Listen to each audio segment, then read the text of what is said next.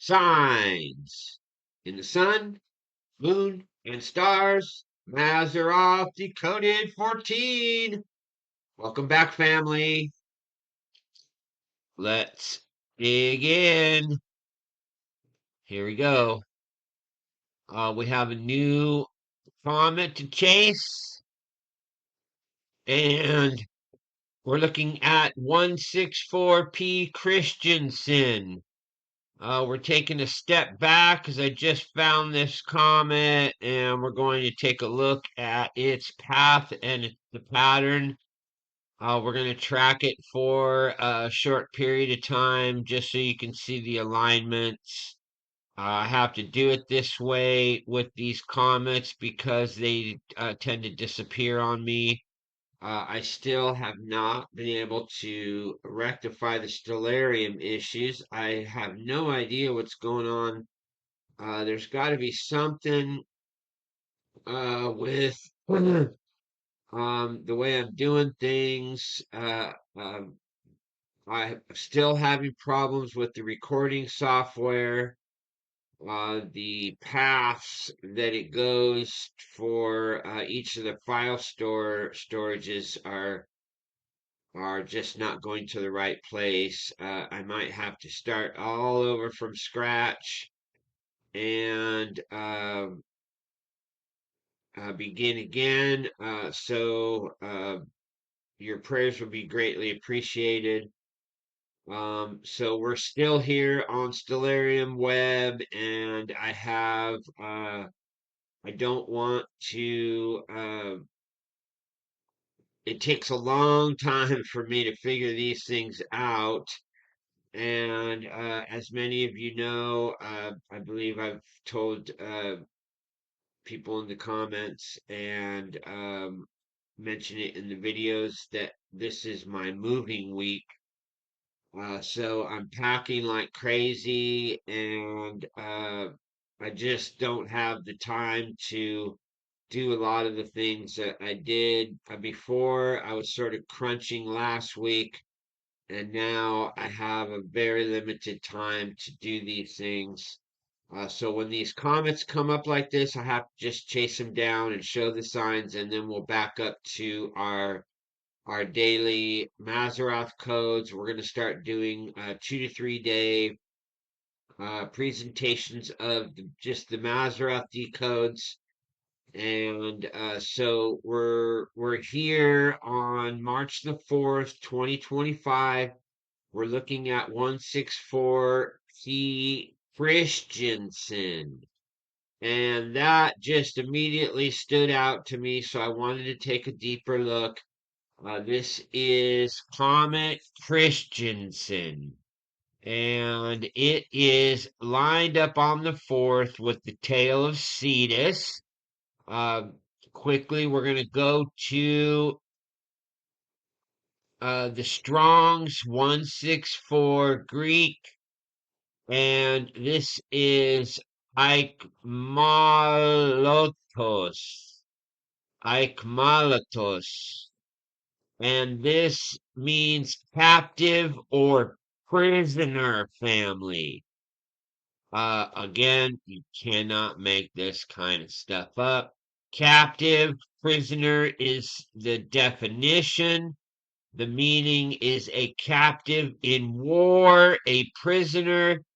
The word origin derived from akme, meaning spear, and ago, meaning to lead or to bring, indicating someone who is led away by force, typically as a prisoner of war.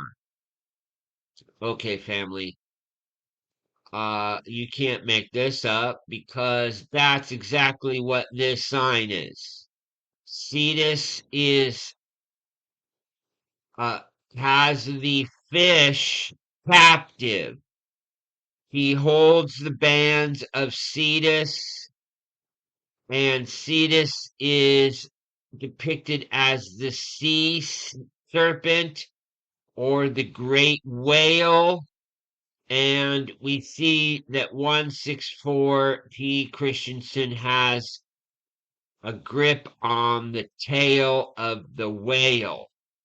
So let's quickly go here, and we're going to be looking at Comet Christensen. The codes equal 88. Percobolus is red tsunami. End of Antichrist. The truth rises. Synagogue of Satan. Anunnaki return. Currency collapse. I crushed the snake. Third angel sound. Monoatomic elements. The Gnostic Pirola. Jesus, King of Love. Alien Matrix cheat code. Yahweh is the dragon. Prince of the devils. Decode 144. COVID vaccination card. I love you, family. Israel, God's fig trees. Nuclear option and Neuralink implant. Again, this is Comet Christensen making an alignment with the tail of the whale. Now let's go ahead and let's quickly make uh, a definition of its path. Here we're looking at today, and it's centered here on the artwork of the tail of the whale. And we can watch it be led through Cetus, and then it makes a very, very interesting. That's the biggest problem that I have with these comets. Sometimes they will just disappear. And luckily it's there, family. Uh, this has just been a really rough ride going through this with the comets. You can see up in the right, as we did in the Rise of the Bridegroom, we showed you 21P Giacobini Zinner. Now we're looking at 164 Christensen. I did not have this comet on the radar, and we can see that it is moving with Giacobini. Let's just do that really quick so you can see that these two seem to be moving in a similar direction. Let's take a look. So you can see how these comets are coming in the ecliptic on a very similar path. And then we have this comet aligning right here. Let's take a really close look. This is getting to the band of the eastern fish. It crosses the band on the 14th, and then it makes its alignment here with the northern fish band. And this is the one we're really looking at, associated with the escape of the bride. And we can see that this comet is making its alignment just before Giacobini, and that is right there. So we can see that this comet is also Christensen. 164P Christensen is making its alignment just before Giacobini and just bore the sun, like we're getting a double warning of the alignment with the sun and the northern fish. And I believe that we're getting these signs at the last moment so that we can see where it's leading us, which I believe is 417 when the sun aligns with the band of the northern fish. So we're looking at these comets that are leading us in this direction. And then we can see how the comet moves and strikes the head of the whale or the sea serpent, and then it exits the head on the 6th of May. And I followed its path through. And again, we have a alignment with another comet and the head of Taurus. And then this one makes its alignment on the 7th with the golden gate of the ecliptic between the Hyades and the Pleiades. And if you look up between the horns, you see the sun and Iris, the eye of God. And you just can't make these kinds of things up, family. This is a definite sign. It ends up marking Zeta Tauri. This is very important language in the heavens. And so we wanted to point this comet out. We'll come back to doing more work on that. But you can see how this comet has been in play with these signs. And we're just going back, we're running forward, and you can see how this is in play for the signs that we have. It's very, very important language, family. Okay, so that is Comet 164P Christensen, and we are, hold on, I have a guest here in the house. I have to take 1 second. I'll just take a quick break. Hold on. Okay, so we're here looking at 164P Christensen. It's aligned today with the center of the tail of Cetus.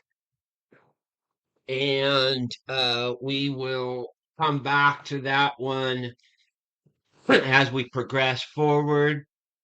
And that'll allow us to track that one further, because I believe that one is going to play a role in some of the upcoming codes with Michael Stands Up and breaking down the rest of the tribulation codes in the heavens. So our next, in the last Mazzaroth Decode 13, we showed how Venus and Mercury align, and that finished on the 12th. And so what we're going to do today is we're going to go to Asteroid Hebe, and that is making an alignment today with Aquarius. Let's look at this alignment here.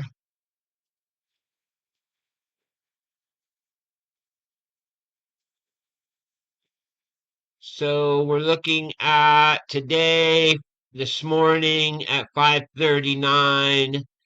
We have Asteroid Hebe making its first alignment with Aquarius, and then it makes another alignment with Aquarius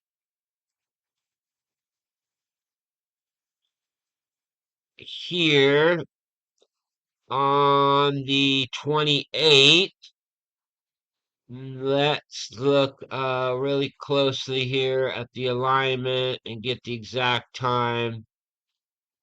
Here we go. We're looking actually on the 27th, and we're looking at 2 minutes before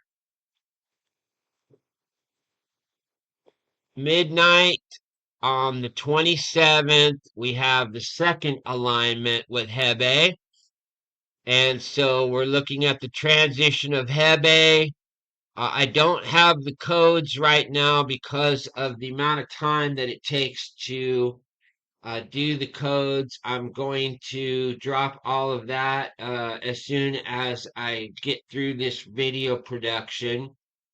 Uh, Trying to get some this packing finished up today.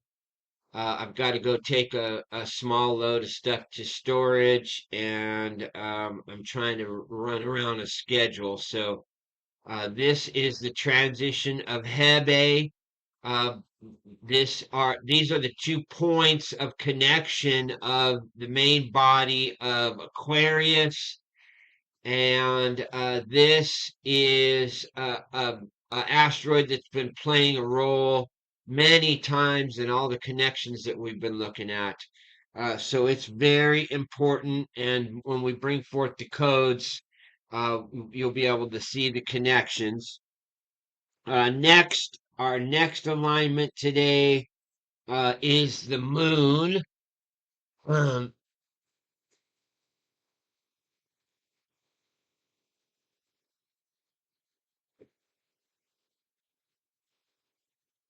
and let's look at that.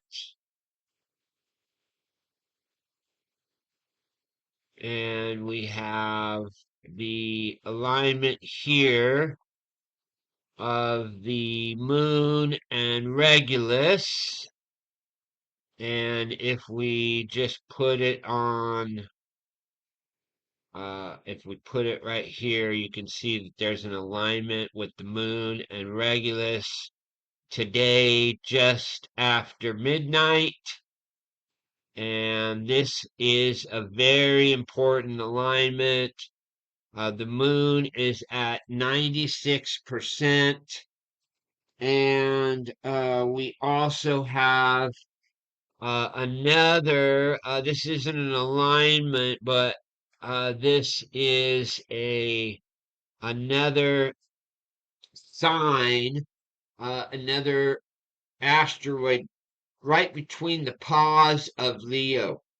During this alignment, we have Mare Persei. And so these again will be bringing forth these codes later, and just go to the community section later this evening, and I should have everything posted up. This is another asteroid that we've been tracking, and when I saw this alignment, Mayor Percy showed up, so I wanted to make sure we present that in the codes. And then next, we're going to asteroid Leona, and it's very important. First, we're going to just show you here. This is the constellation of Leo, and let's go. We can see that Leona is inside of the house of the lion Leo, and Leona is a feminine form of, it says Leona is a female given name derived from the Latin word Leo for lion. So this is the lioness of the tribe of Judah. And this is essentially a marriage sign. And again, I don't have the codes pulled up. We'll drop those later. We're just showing all the signs. We should be able to get through this decode faster because the codes do take some time. And again, just go to my community section later, and I'll drop all of those in the community section. So we have this alignment with the moon and Regulus, and we know that Regulus is the king's star, and the moon is essentially the bride. We also know that the moon, the ruling angel of the moon, is the Archangel Gabriel, and he is a messaging angel. And that is important because this is a message to the bride, and this is a harvest sign because Regulus is attached to the Leo sickle. So this is a very important spot in heaven. It is a harvest sign, and we see the lioness, or the bride of the lion, which we know is a representation of Christ.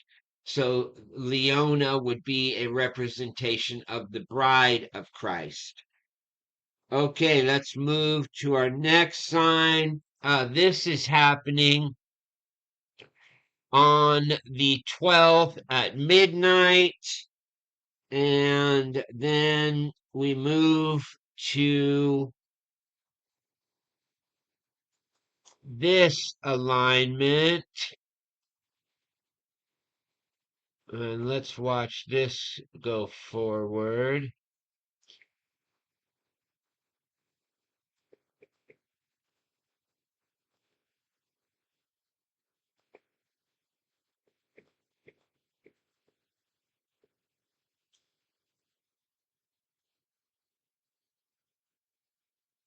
And we can see here that if we just go back to about right here, we have an alignment with Leona and the moon.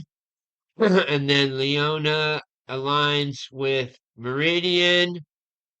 And we can see that there is an alignment with the backside of Leo, and that is considered the Lion's Gate.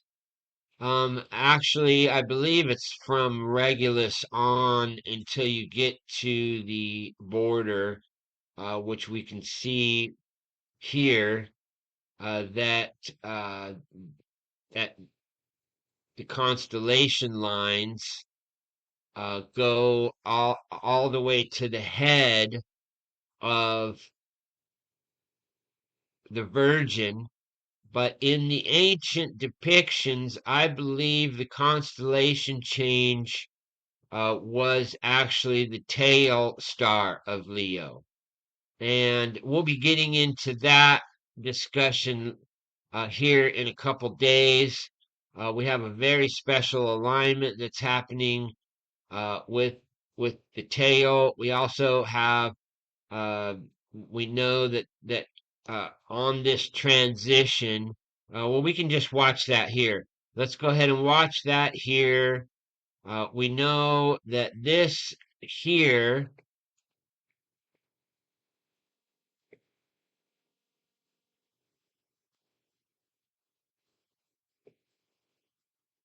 so right here is the alignment in the heavens with the tail star of Leo. And if you if you watch the moon, let's just go ahead and watch the moon. We already know it's entered into the house. This is the,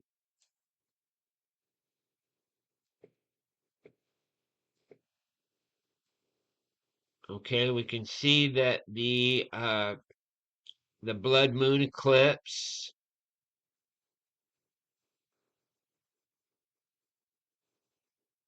and it comes out, And we can see how it's just finishing up here. It's just on this right side. And we are essentially right before the tail of this Leo star, Denebula, and this is 94 Leonis or Beta Leonis. Denebula is a very important star, and we will be discussing that also in an upcoming video. So uh, let's go to our next sign. And this is Vesta.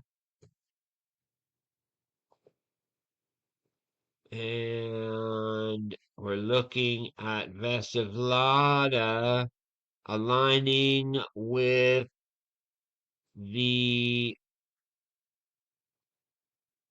horn of Taurus here.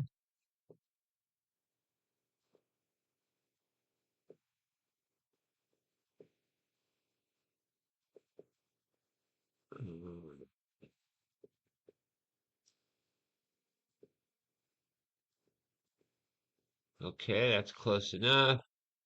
All right, we're looking at Vesta aligning with the Manasseh horn in the constellation of Taurus. This is an alignment with the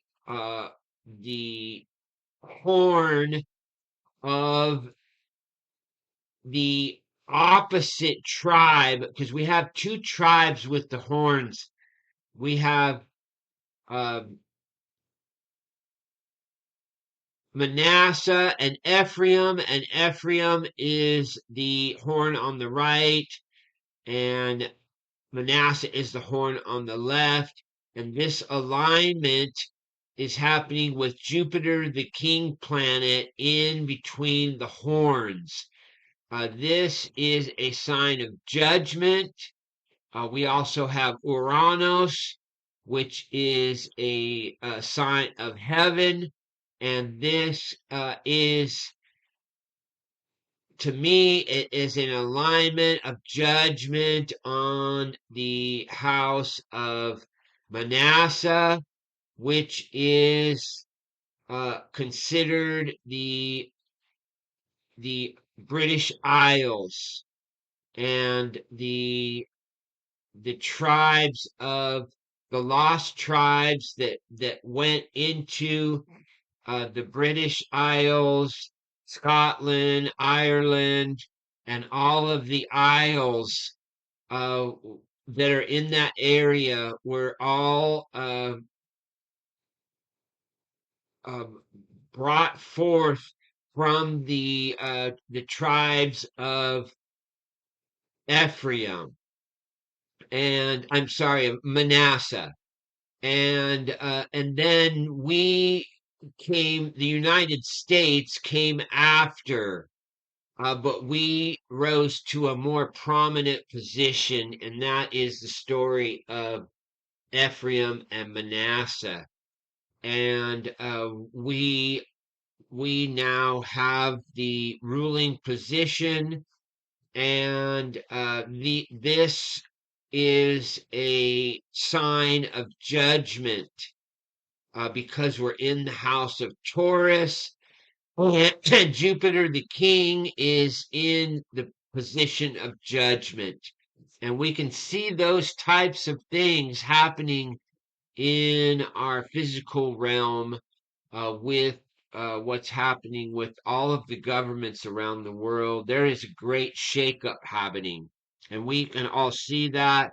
We don't have to argue or justify what we're seeing. We all know that there is a shakeup, regardless of what side you're on or whether you are uh, non-political. There is a great shakeup in the world happening, and we can see that in the stars. So again, we will bring that forward with um, the codes later, but I believe this is a warning to the British Isles and all of our brothers and sisters that are there in the British Isles. All of the followers of Christ, be on high alert because I believe there's something coming in the next couple days. And this is a possible judgment sign, whether that's a false flag or some kind of terrorist event, or there's some kind of war happening. I believe that this is a warning sign to our brothers and sisters in Christ in England and to the country of England that they need to uh, take a deeper look at the spiritual implications of the things that they're doing. So the people are separate from the governments and from the ruling class. So we have two different sides here. We have a warning for all of those in Christ, and then we have a different type of a warning for those who are the ones bringing the deception and the corruption. So it's judgment time. So now we're going to move to Asteroid Hannah. And this one is really great, family. This, let's see here. Uh, this,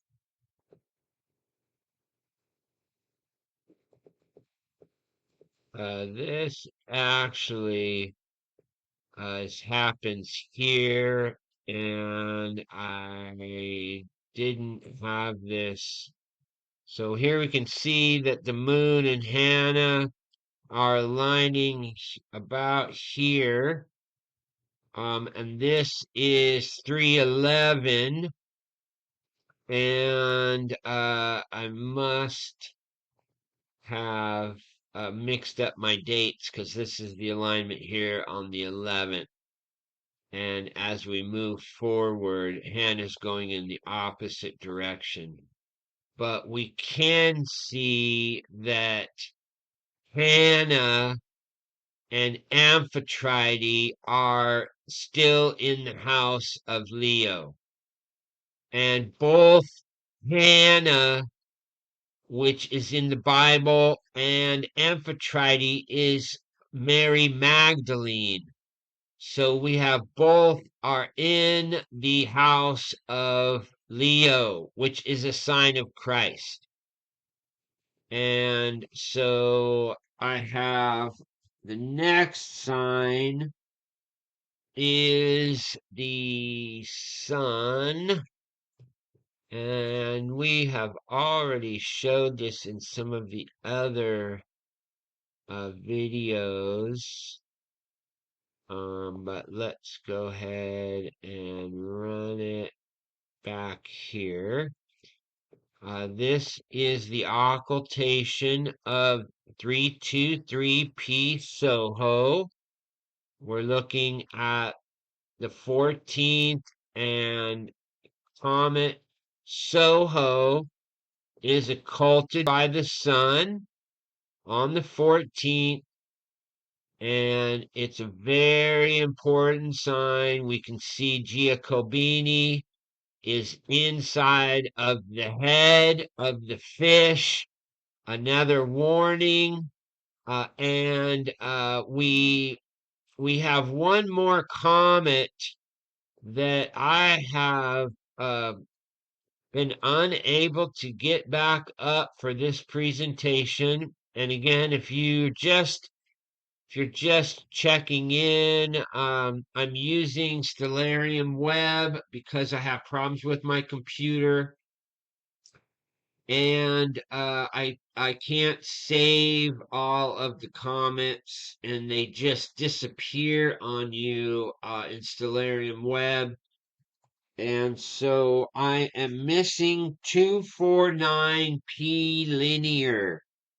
And this 249P linear, it lines up with the band, and I haven't been able to, no matter how close I get, and no matter how much I hunt, it hasn't been showing up for me.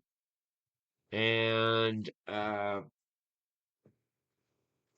it's supposed to be aligning on the 14th with the band of the eastern fish. I don't remember exactly where, but I have scrolled in multiple times and done this type of hunting.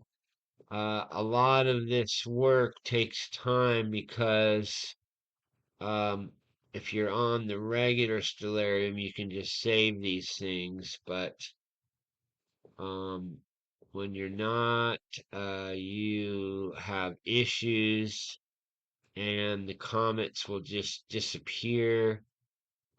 Sometimes you can get them pulled up by scrolling in. Um, let's see.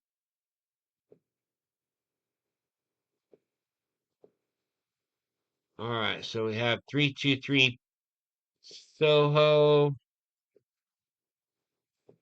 and that makes its alignment here.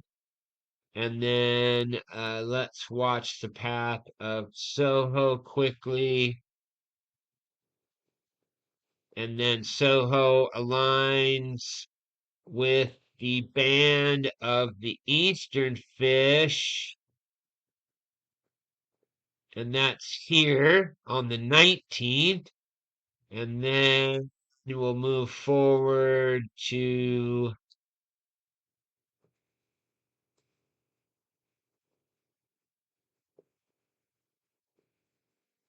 it looks like the 22nd. It reaches the band of the northern fish. And again, as we've been showing you over and over again, there's a bunch of comets that are showing us these signs in the heavens of the fish bands being cut. So we're looking at 323P Soho crossing over both bands of the House of Pisces. And I also have, again, that 249P linear. It aligns with the Eastern Fish Band on the 14th. And then our last sign for the day is asteroid Pirola. This will be our last asteroid. And we're looking at Pirola. This we might have to scroll in a little for. This is the retrograde of Pirola. We can watch here. If we watch the movement forward and then the retrograde. And the retrograde happens here on the 14th. And this is right inside of the altar. And we can see Metis is now on the scales. And this is asteroid Pirola. And if you, let's just do this really quick because I want to show this. This asteroid is involved in this.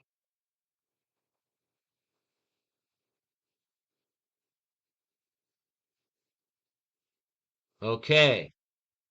We won't have to really even discuss anything This is in the altar of Libra. It's also can be looked at as a sign of judgment, and it's doing its retrograde inside of the altar.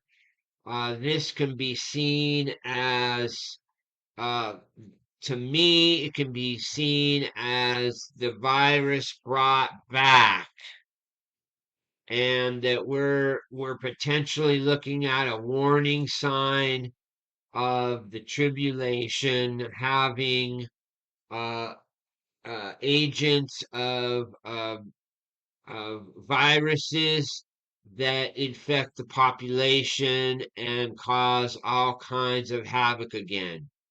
And so this is the signs that we're looking at from the 12th to the 14th of March.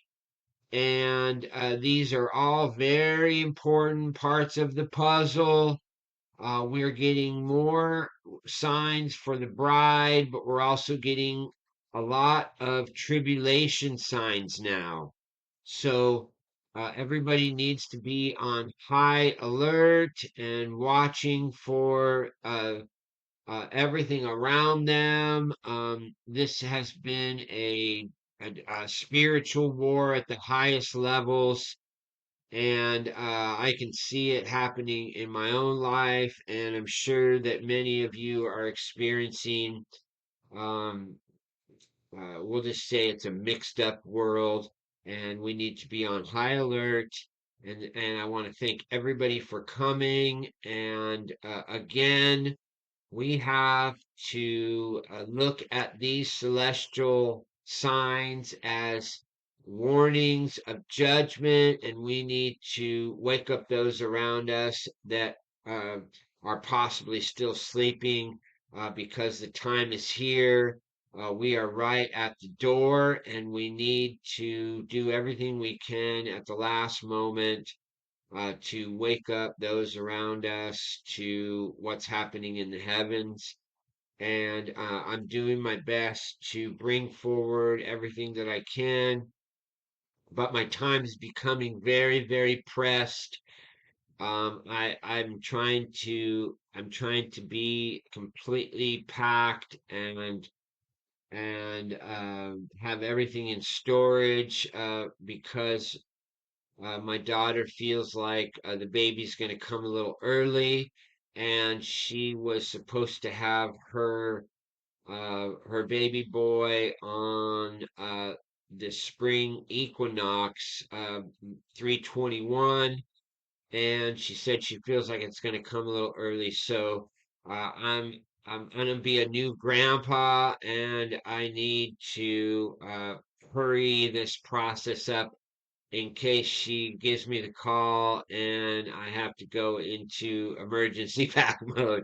So anyway, thanks everybody for coming. And if you could send out a prayer for my daughter Azalea, I would love to have the body of Messiah praying for a safe birth process and for her quick recovery and for everything to go smooth, and that I would be able to get down there at least within a couple days of the baby being born.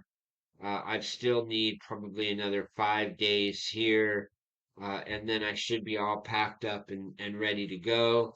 But I'm having problems. I don't have a truck, and I need to find a truck to get some of my stuff into storage. So the last pieces of the puzzle, I'm under the gun, and so I don't have as much time as I usually have. Otherwise, I would have done a bunch of codes today. But I will drop those in the community right after this.